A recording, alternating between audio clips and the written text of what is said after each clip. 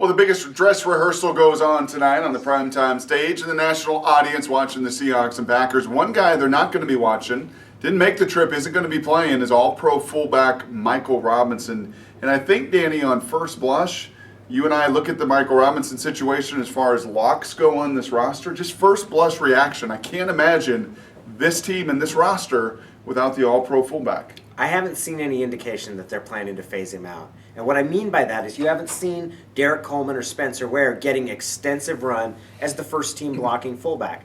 Now that said, Michael Robinson's role is a little different in terms of he is a throwback fullback, a position that is not as important as it once was in the NFL. Vontae Leach, as good a blocking fullback as there is, and he's someone who he's been on a number of different teams, he's moved on, going to struggle to get much more than the veteran minimum.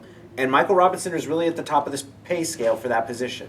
But there has been conversations, and there has been a topic, and there has been stories written that Michael Robinson at $3 million, would he be better served using that money elsewhere, using that next year towards Earl Thomas or Richard Sherman? And as you're always projecting ahead, does he help you win a Super Bowl this year? My answer to that is yes. Not just as a fullback, but as a special teams player. And at $3 million, he doesn't by any means hurt or restrict this season and years ahead. Now, next year, that's a different conversation. But for this season, is Michael Robinson legitimately not a part of the roster? It's still hard for me to make that leap yet. And I don't think we've seen any evidence. That's why tonight is going to be indicative. We're going to get a chance to evaluate that running game without Michael Robinson as the fullback. Be curious to see what happens. I tend to side with exactly how you see it, that the savings that you would achieve there, which really isn't going to be much more than $1 million or $1.5 million against the salary cap, you're not at a point where it's worth it.